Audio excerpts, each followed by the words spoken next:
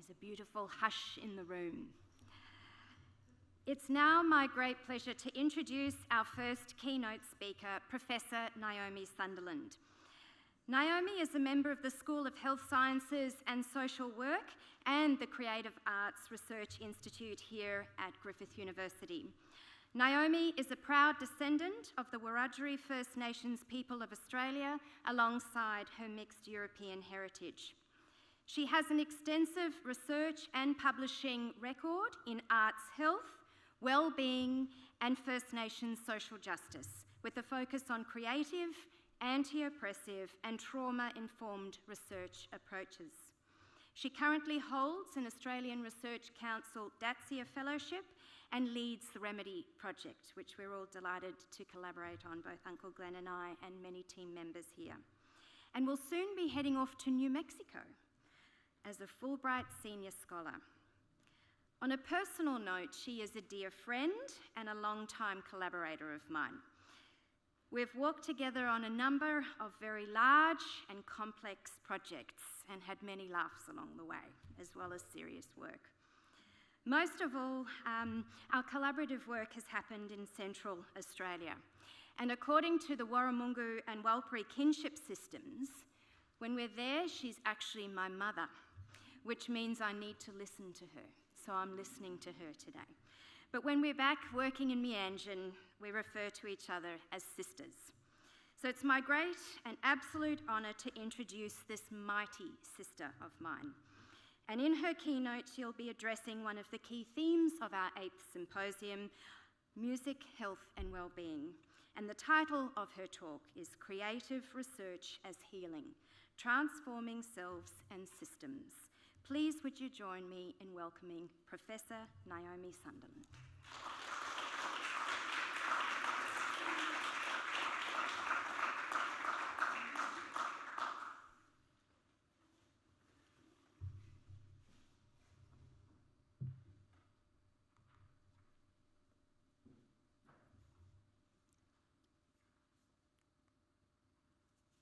Okay, there we go. Thank you, everyone. Thank you, Brydie. Hello to everyone online. I want to echo all of the acknowledgements that everyone has given this morning.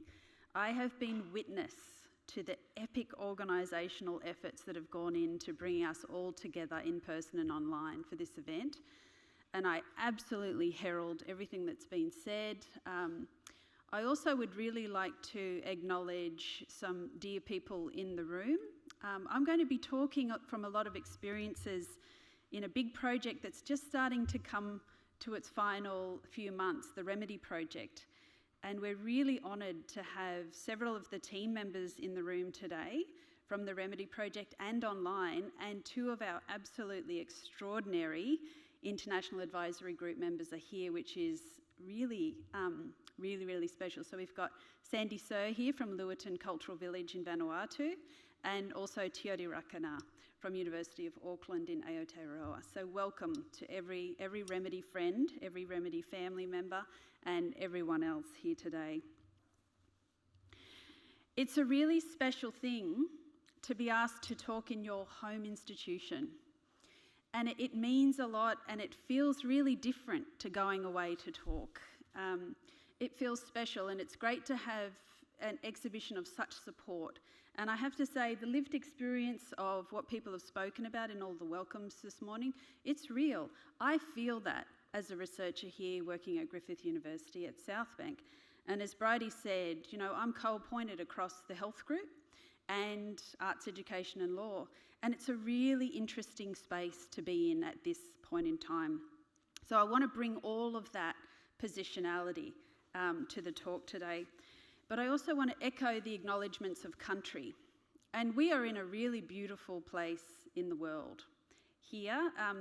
And I don't even know where everyone else is online, but wherever we are, can I ask everyone to acknowledge country in their own ways as you navigate, as you walk, as you sense, as you feel, and as you come to know in different ways over the next 3 days. You know, I've been learning how to facilitate culturally informed and trauma-integrated healing, with First Nations communities and non-Indigenous communities over the last few years. And that's a complex space to facilitate healing in. But one of the things that I asked people to do fairly recently here on South Bank was to listen and tune in and sense the rhythms of country. So how can you do this? You can do it by just looking up. Look at the leaves in the trees. Look at the way the wind is moving the leaves in the trees. What's the tempo? What are the rhythms? Can you slow down to the tempo and the rhythms of country? And while we were doing this activity just up at the other end of South Bank, I actually was doing it myself. I went and I looked over into a garden bed and I saw mulch, like composting, leaves and flowers that had come off bushes in that garden bed. And I thought, wow, could I move as slowly as compost? What tempo is that in? Has a drummer ever played to that tempo? But I just encourage everyone, wherever you are, country is always there, okay? And even if it's covered up by concrete and bitumen, it's still there. And so we can slow down and we connect, and that will always be, for all people, a resource for health and wellbeing. So that's part of my acknowledgement. And I acknowledge people who have cared for, advocated for, and fought for this country over centuries now, and all the countries that you're joining from. I also acknowledge everyone's ancestors, as Uncle Glenn did, and my own ancestors, and just want to say, how amazing is it that we're all here?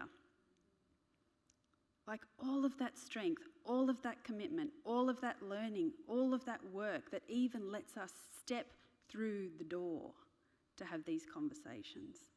So, our ancestors are always watching, they're always with us. And we all have different understandings and views on spirituality and so on, but I believe my ancestors are here and they would like to meet your ancestors. And that's part of how we come together. Okay, so research as healing. This is a topic that has really come out of us. It has come out of our work together in the Remedy Project in particular. And it's come from people saying, what is it that you are doing in the Remedy Project? How would you describe that approach to research? We've got a really big team. The university-based research team, there's 9 members. There's Brydie here today, Uncle Glenn, Christy, Brigitte online, and many others. And just so happens I'm one of 9 siblings, right? I'm the youngest of 9, so 9's an interesting number for me. But yeah, what is it that we've been doing? We came from all these different disciplines. Social work, human services, health promotion, community music, psychology, visual art, creative industries, research, political economy of values. We've got ethnomusicologists, linguists. It's a fascinating mixture. And we came together to try to understand, how does First Nations music function as a cultural determinant of health?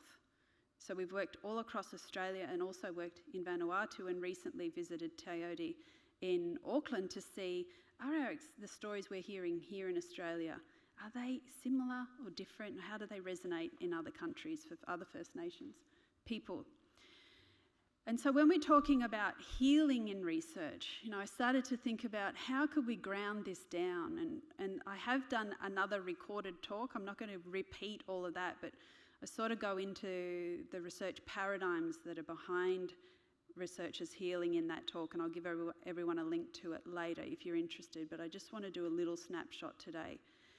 So I think if anyone's heard of this approach to research called transformative research, particularly by a woman called Donna Mertens, I think we're in that territory when we're talking about research as healing, and we're certainly in that territory where we're talking about social impact of making music. So transformative research, as Donna Mertens talks about it, is about transforming social inequalities in the world. It's about seeking social justice, about big and small changes. And importantly, when Donna Mertens talks about it, and this was the real clincher for me when I was trying to find, a sort of a paradigm that would carry an approach to research like research as healing, Donna Mertens talks about it's not just that we're seeking to look outward and transform others or things around us, we're also seeking to transform ourselves. So the researcher is transformed in the process of transformative research and what we've been talking about when we say research is healing. I remember a conversation quite early in the Remedy project. We were all online, we were still navigating COVID, and we were talking about what we were observing and reading about how First Nations people were using music to promote their own self-determined health, well-being and healing. And I said, I wonder if we as researchers can get healing from this process as well, because we were noticing just naturally when our awareness was raised, when we were tuned in to these aspects of our creative lives and our lives together, we started practicing music more, listening to music more. We all bought new headphones, we upped the ante on the sound quality. This all just sort of happened. It was a very gentle, Emma here does a lot of work on health promotion. It was a very gentle form of health promotion that we remembered, and I think that's part of healing as well. But what are we talking about when we're healing ourselves? We're also talking about healing with others, because I think sometimes as researchers involved in very complex research topics, we can start to feel very alone. And I noticed too that when we're on a healing journey, to really start to comprehend and alleviate really long-term intergenerational patterns in our families and our communities and our societies, that can be an incredibly arduous and hard journey to undertake. Healing is not chocolate cakes and bubble baths, Healing is hard work, it's political work, it's relational, it's cultural, it's connection, and it sometimes takes an incredible deep dive back inward to oneself to understand what is going on here and how can I be and how can I hold space for others in a way that's safe and productive and will actually allow us to change, to make the transformations we envisage to make society more inclusive, more just. So I think remembering that we're not alone. A few of us at Griffith University were really fortunate to work with an organisation called Brydie-Leigh, which is a First Nations family-run organisation that facilitates this culturally informed trauma-integrated healing. And the patron and leader of that work is Auntie Judy Atkinson. And Auntie Judy is a force of nature. She is incredible, and over 30 years she has been advocating for healing work, deep, complex healing work in First Nations communities in Australia and elsewhere. And the group of us, researchers, all different disciplines again, different artists, different creatives, came together and we yarned with people who've engaged with Brydie-Leigh's work over the last 30 years. And we said, what's it been like? What changed?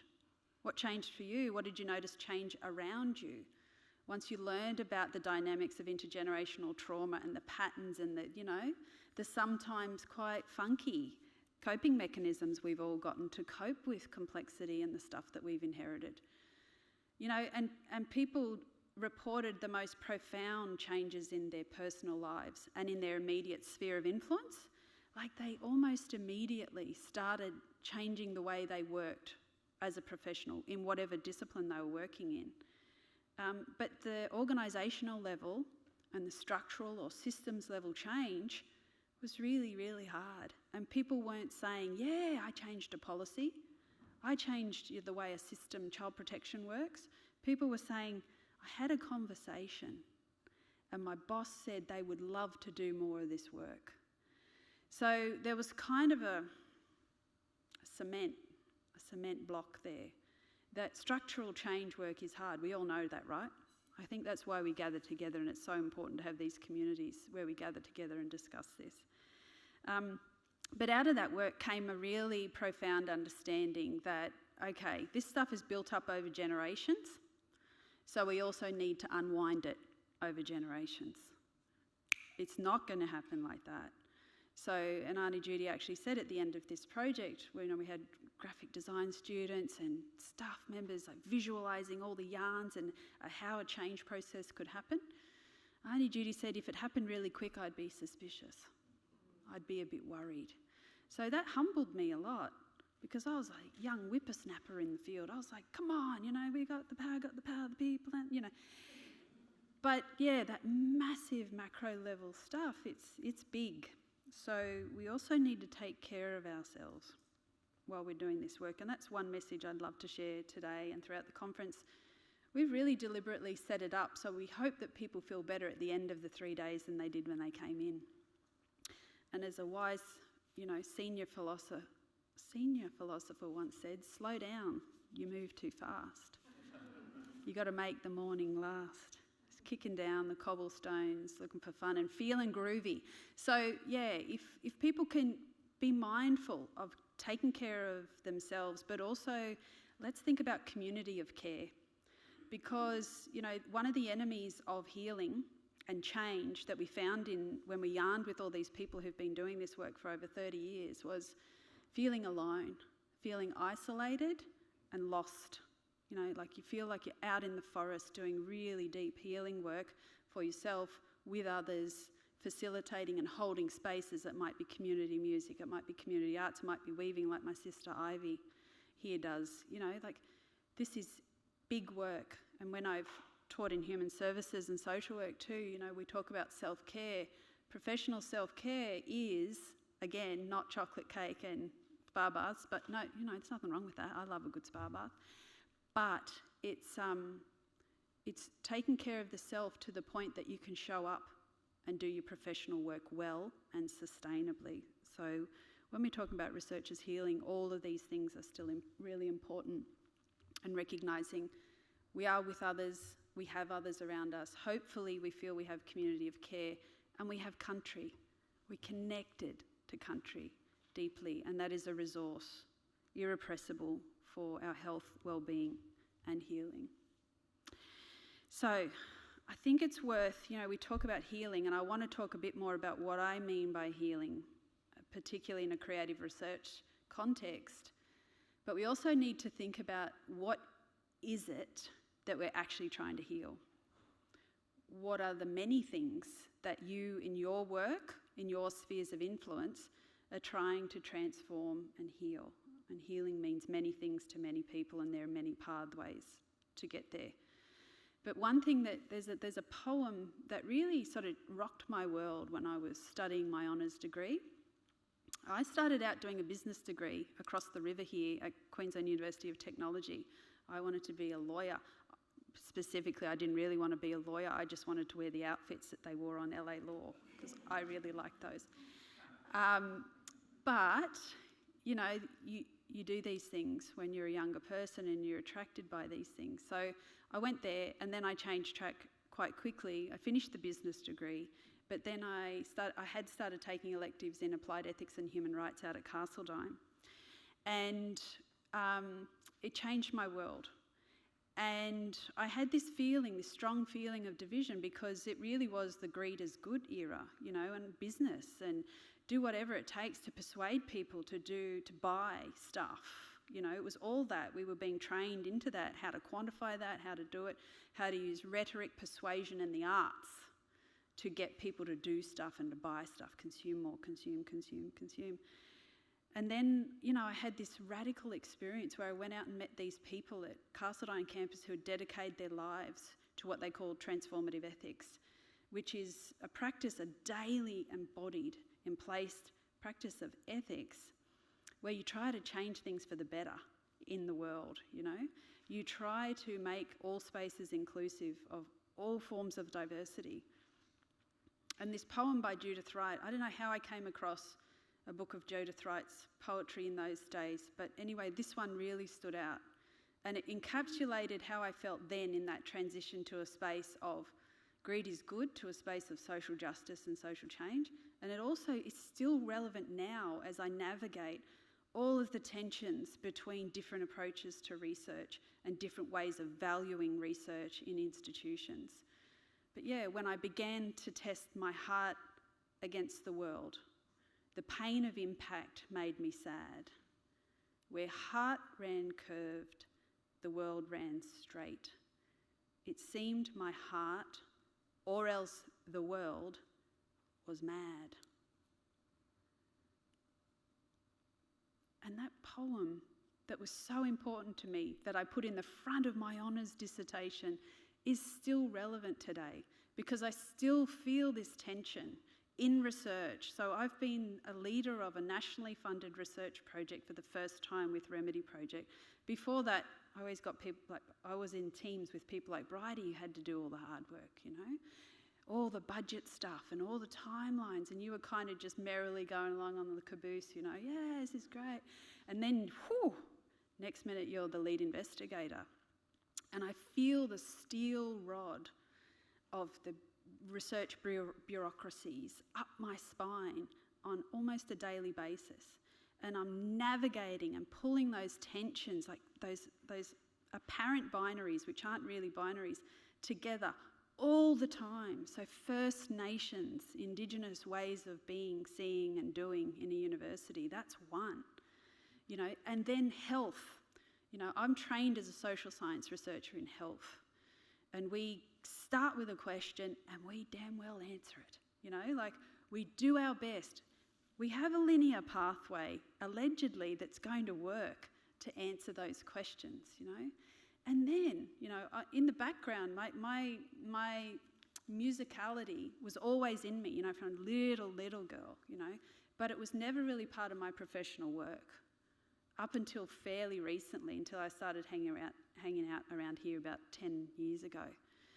So it's been blossoming as well, but how to bring arts-led, creative practice research together with those, you know, very linear, very question-driven, still very empirical research methodologies in health and social science has been another one. But that actually, to me, has been really pleasant. That's been a pleasant one to bring together, and the most enabling project has been the Remedy Project because of the people who are involved, I think, and because of the people who are around us. So that's another one, just bringing those tensions together. And I think when we're talking about healing, we all might have our own version of that. Like they're my current ones. I'm hoping, as I keep like dancing my way through this stuff and learning, that these tensions will be replaced. But I don't think there'll ever be a time without tensions, you know. I think I like learning, as Ivy just said too, yeah. But to encapsulate some of what, or where I think the research, the creative researchers' healing space has taken me and others over the last few years, I just want to share a composition with you. And the film clip has been designed by Ray Cooper, who's a Warramai designer on the Remedy Project. And Ray loves telling everyone she's not at all a musician. She says she's the only non-musician in the Remedy Project, but she's got great timing.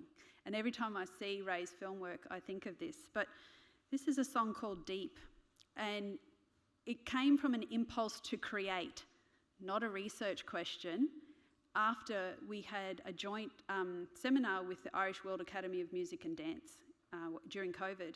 And I listened to all of these researchers from around the world talking about beginnings and endings in deep research partnerships with communities.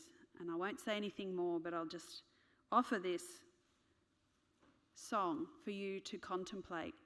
And you may want to just absorb it, you may want to move, or you may want to think about this question of what is the wound that your particular research is trying to help heal. So can I start it, or do you have to start it? I think I can start it. Okay, here we go. No, I can't.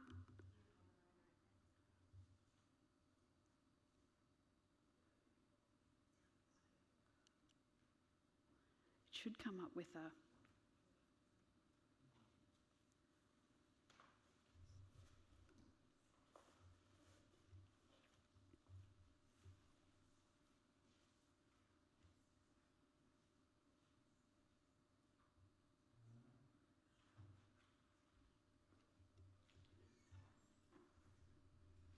Standing by, everyone. Feel free to have a stretch. Everyone online. Yeah. and I always forget to say this at the start, but everyone, please don't feel like you have to sit still. Please always move. It's a YouTube link, so we'll get that organised.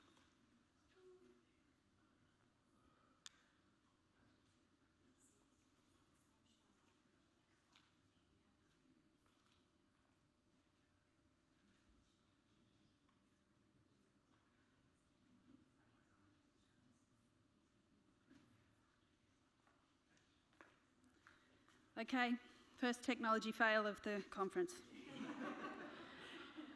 All right, so we will move on, but just pretend you've heard a really ambient, like...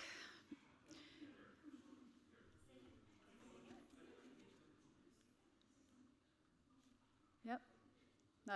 Okay, so instead of that, I just want to sing you a little bit of music. So Sandy Sir is a great mischief maker in the best possible way. So we've been working with Sandy and his family and community at Lewilton Cultural Village, as has several other people here at Griffith University, since 2016. And 2 weeks ago, Sandy and I were in Espiritu Santo together as part of the Remedy Project final stages of sharing knowledge. And Sandy said, I'd really like us to write another group song. And we've written a few group songs together now, and it's just a process of yarning together about a topic. We usually use a lot of sense-bound imagery, like we really tune in, to all of the senses and how we feel. But this one was about the topic of why is music important? And so we yarned about that with probably about 12 people, I think. And so we got this brand new song, and we're still finishing it off. But it's been ringing around my head, so this will test my lyric memory function. So I just want to sing you the chorus of it. And Sandy can join in if he remembers it. And anyone online, Brigitte Scarf, if you're there, you might remember. But yeah, we changed the first line of the lyric across each of the choruses. But the first one goes, our love is music, our love's a song. Feel the heartbeat everywhere, our stories carry on. Sweet music is power, keep culture strong.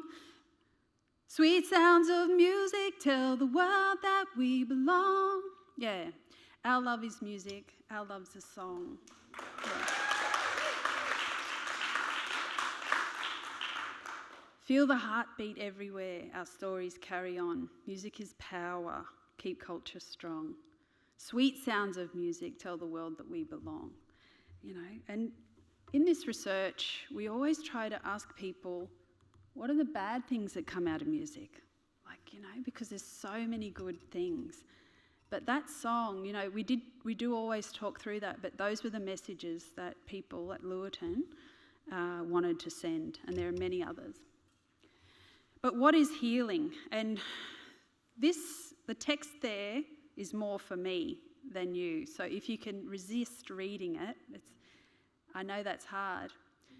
But I want to start with Helen Milroy's discussion. And I know I've shared this with some of you before, but it's one that really hit me in the heart when I first read it. And it meant a lot to me personally, but it's also come to mean a lot to me in terms of a scaffolding or a framework that we can use in researchers' healing approaches, maybe to guide our work together, so processes together, maybe to guide creative practice, maybe to guide data collection and analysis, so in these more social science or qualitative research techniques. So I'm going to read it out, and I'll just invite you to listen in any way you'd like to. Healing is part of life and continues through death and into life again. It occurs throughout a person's life journey as well as across generations.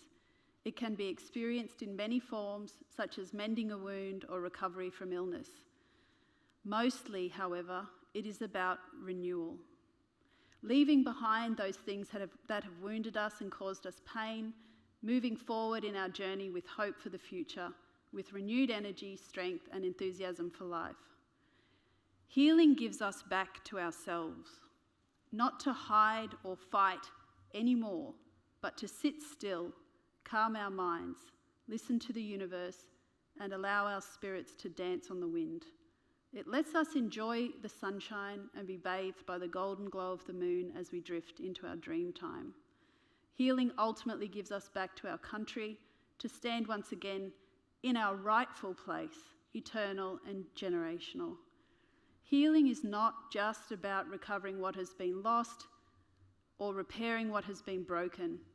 It is about embracing our life force to create new and vibrant fabric that keeps us grounded and connected, wraps us in warmth and love, and gives us the joy of seeing what we have created. Healing keeps us strong and gentle at the same time. It gives us balance and harmony, a place of triumph and sanctuary forevermore. I love that. I love that description. And Helen Milroy is an Aboriginal psychiatrist, done incredible work in social and emotional wellbeing and healing. And that was a foreword to the Central Australian Healers Handbook, the Nungari. So the traditional healers released a book from Central Australia, and Helen wrote the foreword for that. And it can feel quite romantic, right? Like that one, it's quite romantic feeling.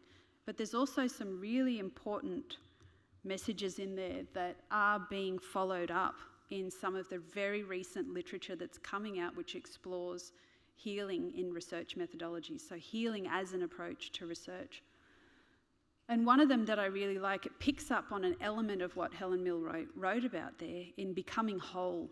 So what is this process of becoming whole through research? And remember, it's not about just holding spaces for others to become whole, it's also for us as the researchers.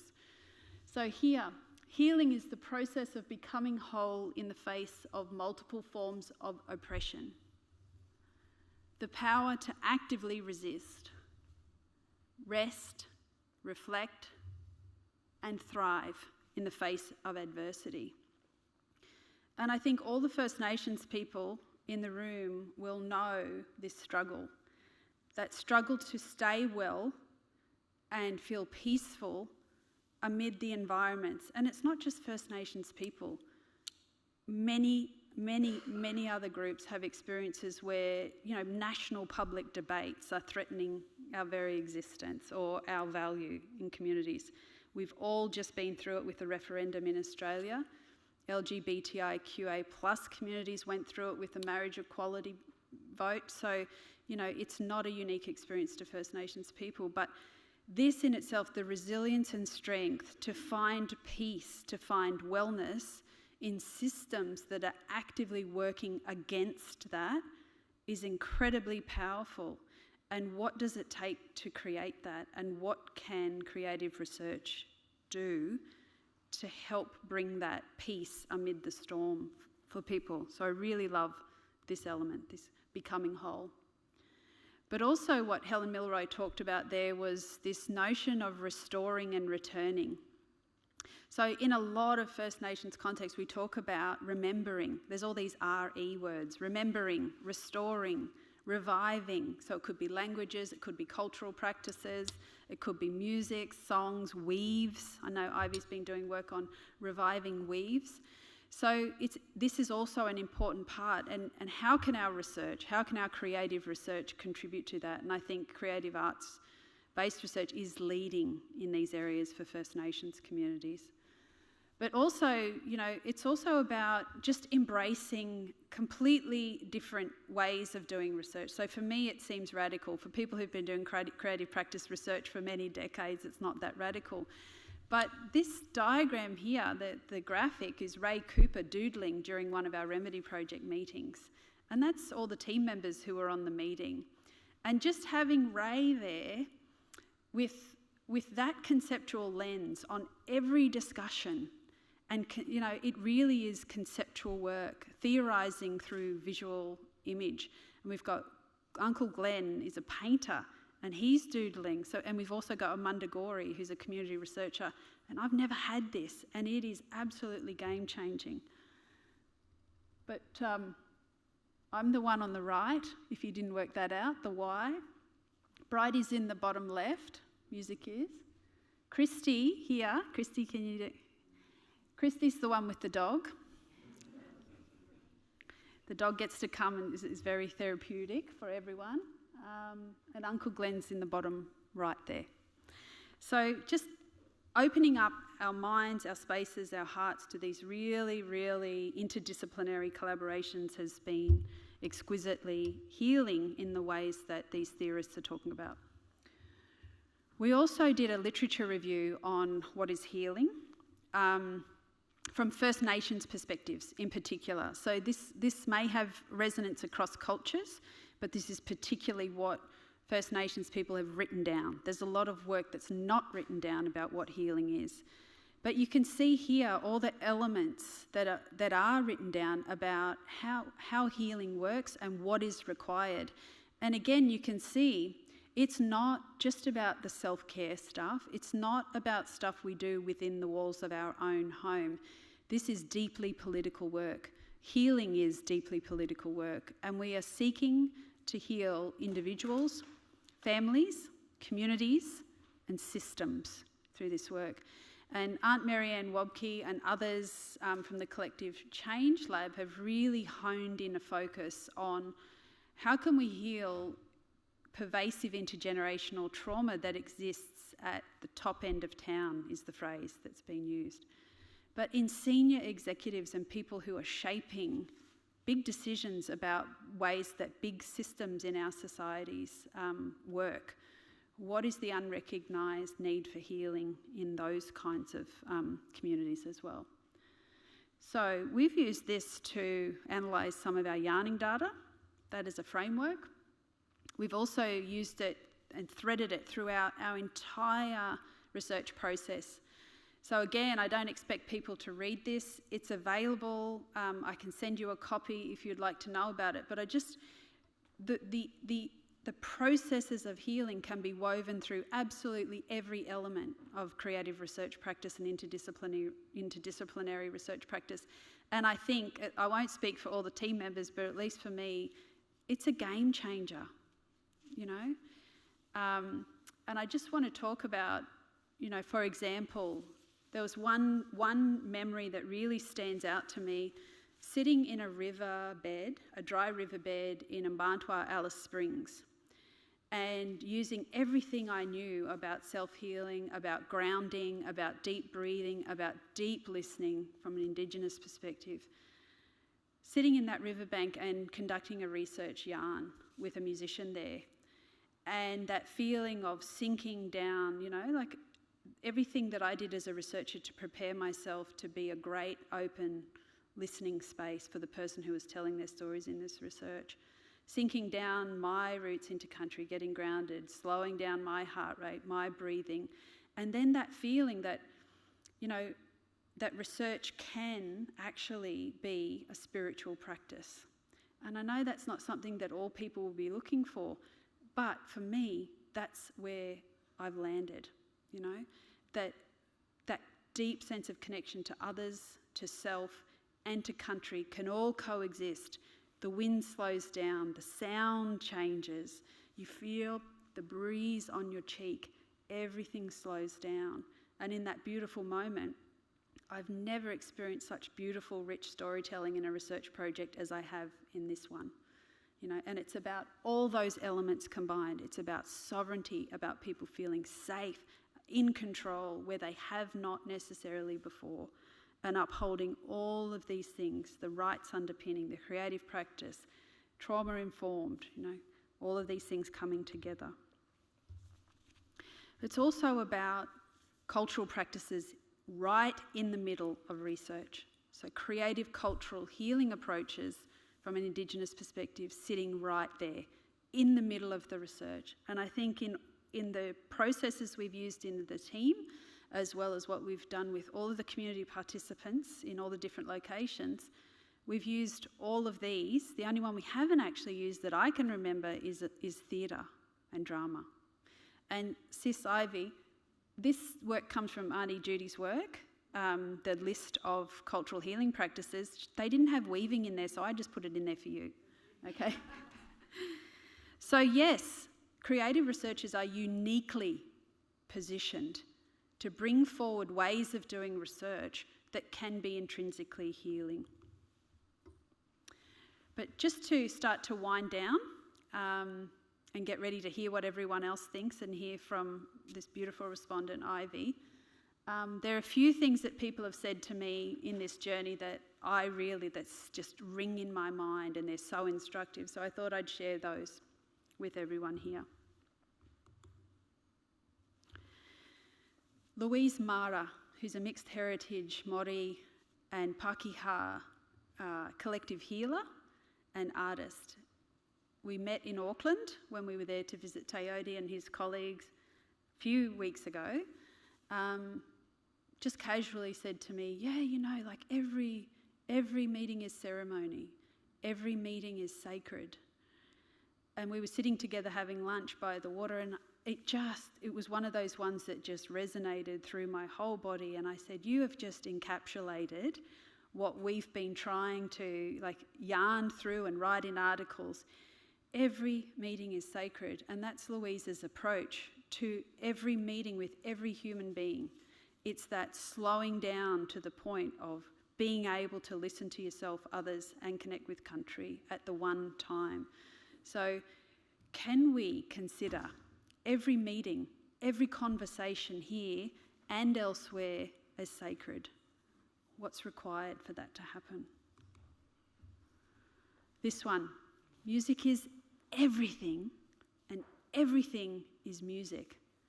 And this was Delia Fraser in Lewiston Village during our songwriting session a couple of weeks ago. And you know, I remember sitting here just a few weeks ago as well with Brydie, and we'd been going through all of our national yarn data, and it's, you know, there are holistic conceptions of health and well-being and healing just singing out through this data from First Nations conceptions, right, of health, well-being and healing through the Remedy Project. And, you know, Brydie made the comment, this is really interesting because we're now at the point of trying to theorise and model and, you know, share what has come out of these yarns. And Brydie said, you know, it's like everything is music, like music is everything. And where do we go with that? But where we go is for First Nations conceptions of music, we have to let that belt buckle come undone on our worldviews. We have to, as a process of healing, get as open and expansive as we can in how we think about music in the world, right? Because, you know, Sandy will talk more about this, but when people talked about music, it was like music is everything and everything is music. It is the plants. It's the sound of the water. It's in us. You know, language is music. Music is language. You go and every sound, and this came through in all of the yarns we had, you know, a group of women stamping their feet.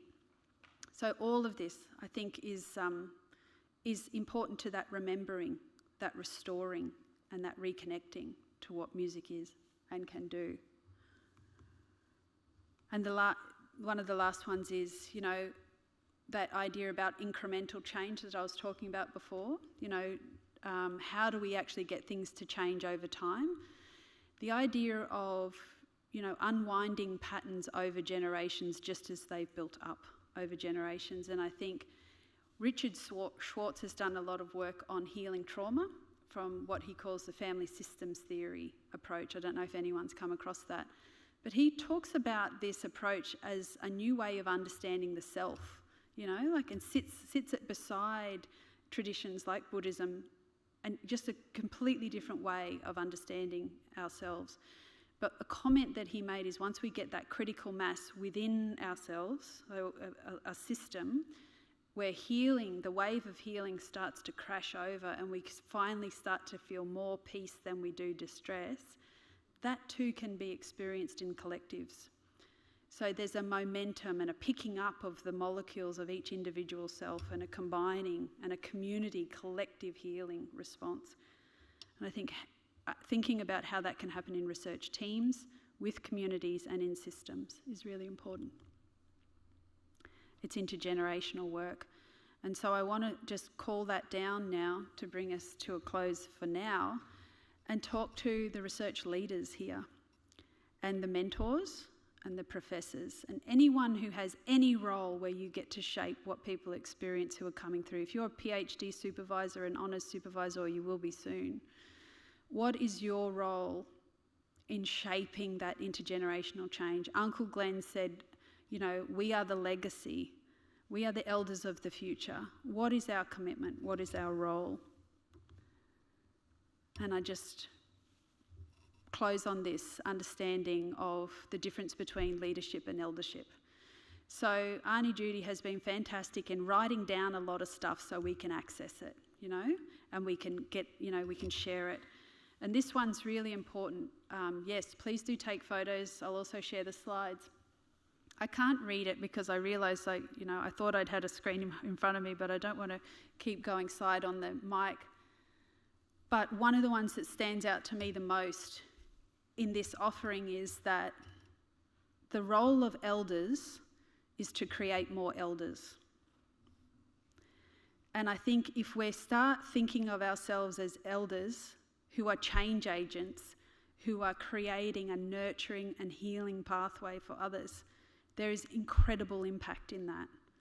And it might be modest and it might feel modest, but it adds up while we're doing the massive work as well. So if you'd like to stay in touch with me, please do. I'd love to hear from you. I will be around throughout the conference and just absolutely stoked to be here. And look, congratulations on the work that you're all doing, because I've read all the abstracts and I think we're going to have some amazing discussions. So handing back to Bridie and then Ivy.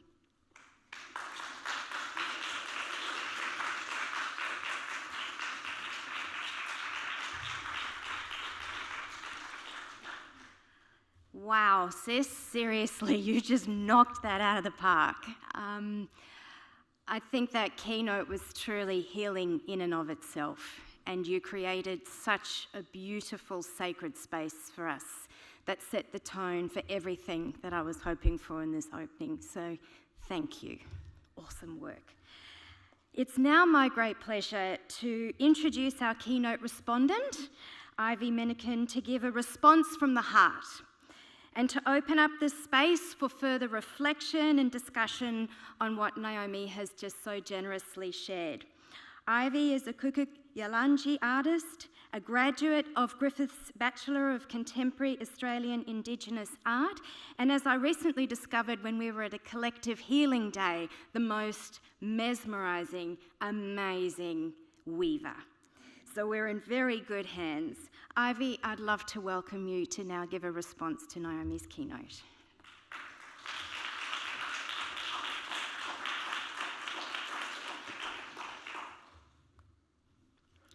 Good morning, everybody. I'd firstly like to acknowledge the traditional custodians of the land in which we're gathering on and pay my respects to our elders past, present, and to our First Nation people in the room. I wanted to gift you with a song today, and I'd like everyone to close their eyes. So it's our beautiful song written by Dillian Briscoe, my Gugu Yalanji sister from Far North Queensland, and I've got permission to sing this to you today. So it's to acknowledge our First Nations people in the room.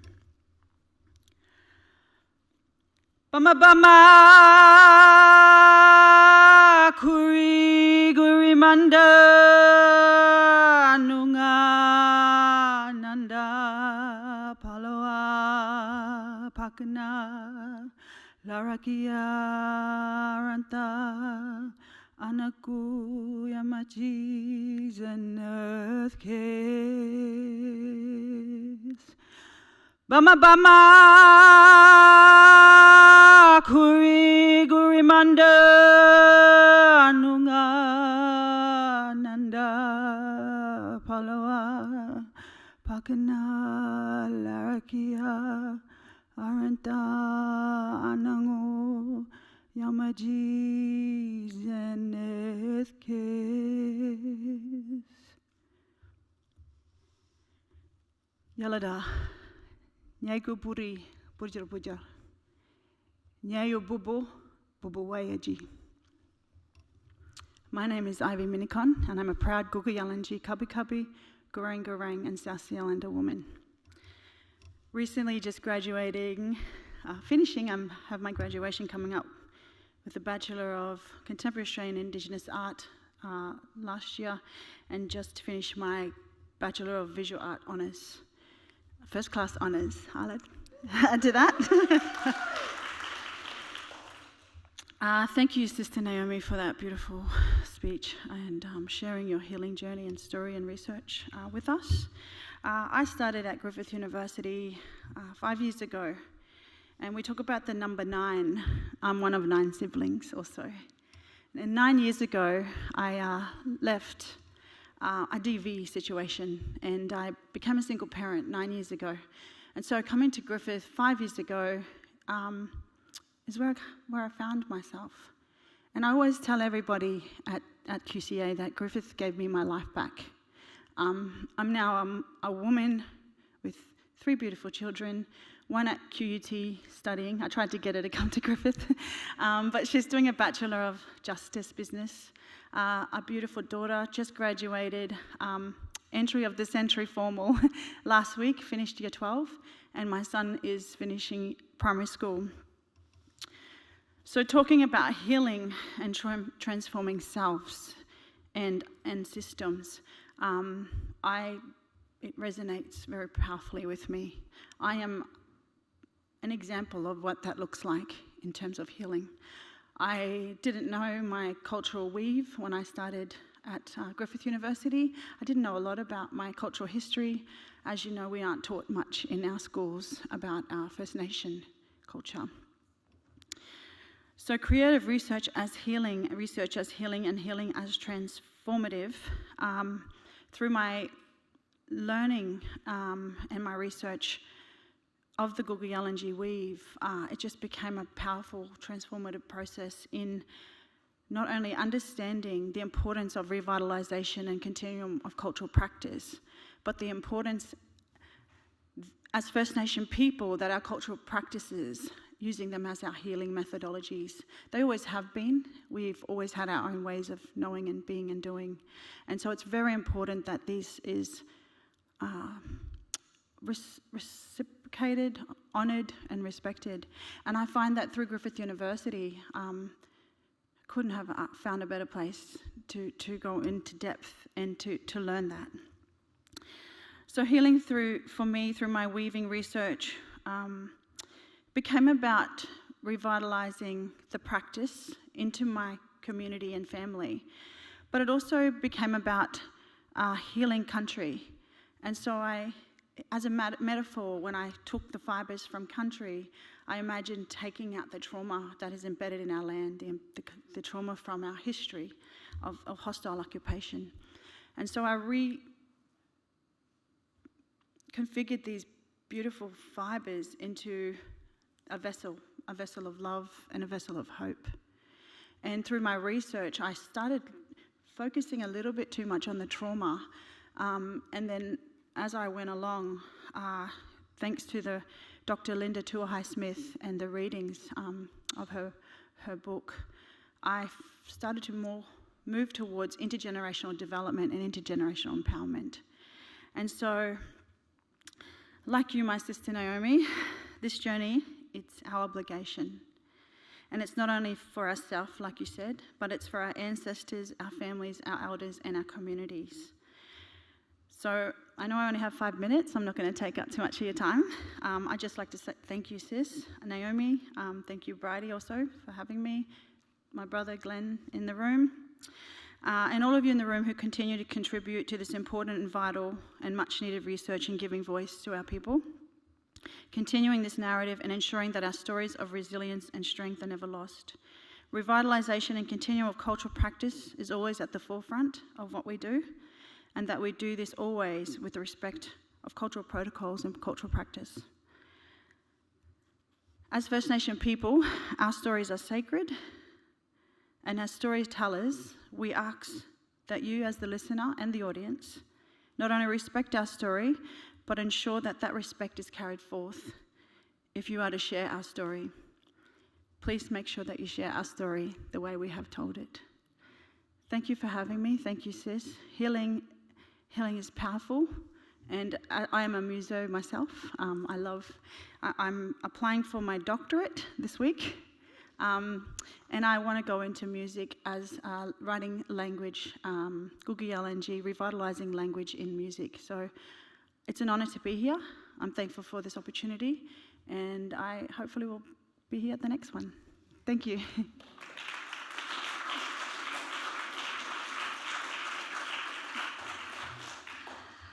Thank you so much, Ivy, for the wisdom and the generosity in your words and also in your song. And we've been so treated this morning to have these two amazing songs shared with us. Naomi, I think the ancestors just mucked with the technology a little bit just to make sure that you sang live for us. So it was lovely to hear both of our speakers here sharing song. So we are coming towards the end of this keynote session. We do have people who've been engaging online, and Emma's been having an ongoing conversation with them. Our online participants, we encourage you can actually turn your cameras on if you want, but be warned you might be projected onto a large screen, but you're looking great, I'm sure, particularly those in the middle of the night in Europe. And we have time for maybe one or two brief questions. We have some handheld mics down the front here, which we can run around the room. And I'm sure Naomi would be happy to take a brief question if there's something burning on someone's heart that they'd like to ask now. So please raise your hand. Be bold, be courageous, be generous. Would anyone like to ask a question? Don't make Frankie walk all the way down the front to get the handheld mic for no reason. Any questions or comments from the floor?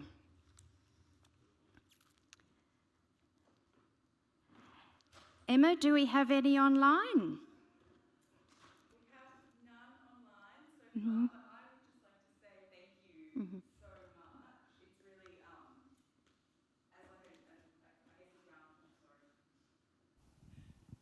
as an early career researcher, it was really inspiring and heartening to hear that there's different ways of doing things, and it's given me hope but also excitement for what could possibly happen. So thank you very much for sharing. Thank you so much, Em. And Deanna, who's flown all the way from Canada. You may as well make the most of it and ask a question. You're going to hear a lot from me because I want to get my money's worth to be here. I have already, actually, just by your presentation. Thank you so much. There's lots for me to think about. So I'm just going to ask one question, and hopefully there'll be lots more time to talk more.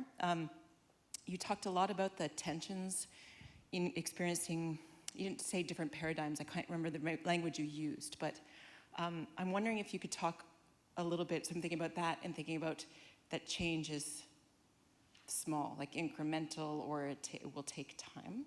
And doing this kind of research that is both grounded in Indigenous ways of knowing, in arts-based, holistic ways of knowing, maybe more inquiry as opposed to methods seeking answers ways of approach, if I understand correctly. So could you speak a little to how this project maybe is, like, does it plant seeds to transforming how these academic institutions are thinking about research and thinking from a particular, like, an Indigenous and creative component? I wonder if you could speak to that a bit.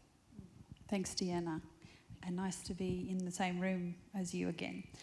I'll give an example. So within Griffith University, so we've got three fabulous PhD candidates on the project, Glenn Barry, Christy Apps and Brigitte Scarf. And when they were coming up to milestones, Uncle Glenn's phrase is model. We need to model how we want things to be. So we convened, we co-created a whole day, a celebration, a eulogy, ceremony around their milestones. And we invited Uncle Bunalori, who's a senior member of the advisory group, legendary Aboriginal singer and front guy, singer-songwriter for the band Coloured Stone, to come, and Aunt Marianne Wobke. And they were elder advisors to the project. We had music performances at the start of the day. Uncle Glenn, Uncle Bunner and I were yarning in the venue the day before. Vanessa let us take over the whole of Kari. We redesigned it. We put down dendroglyphs for people to step over as they came into the space. You know, we just really transformed the space and the processes of a generic bureaucratic milestone that all candidates have to go through. And everyone came to the space with open-hearted generosity. Bernard was there. And I felt, others will have to tell you for themselves, but I felt like that was a healing occasion because people did slow down, people did connect, they had something they didn't expect. And the elders were given the first right of response. So, and it was as simple as that, it was modelling, you know, and Kathy is a HDR convener at Griffith. The HDR conveners were excellent, and we're just really lucky at this point in time that people in key positions of power are open-hearted and open-minded and experienced enough to just leave the dance floor open for First Nations people to do their thing. As soon as those people aren't there, it gets ridiculously hard.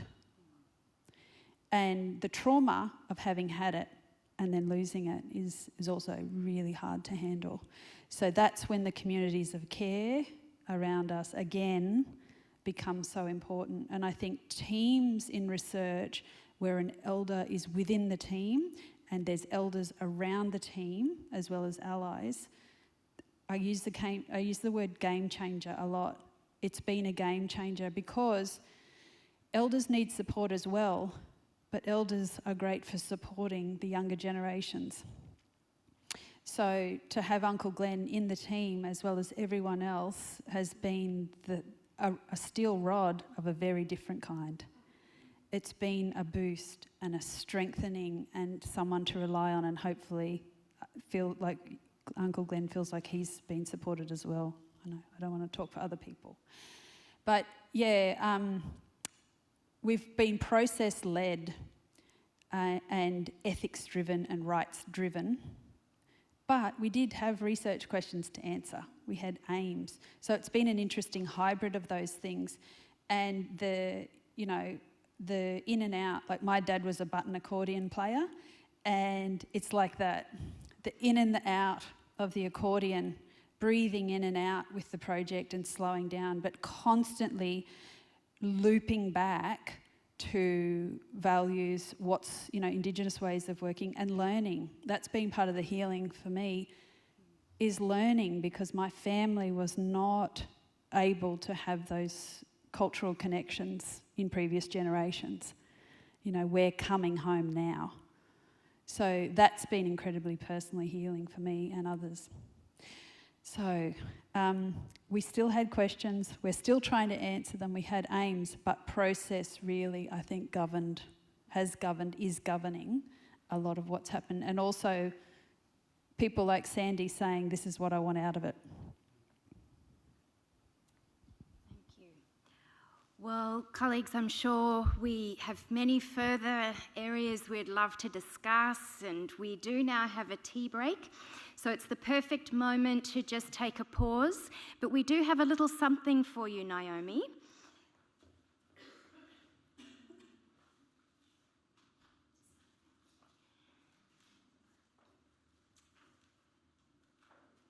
Please join me in thanking Naomi again.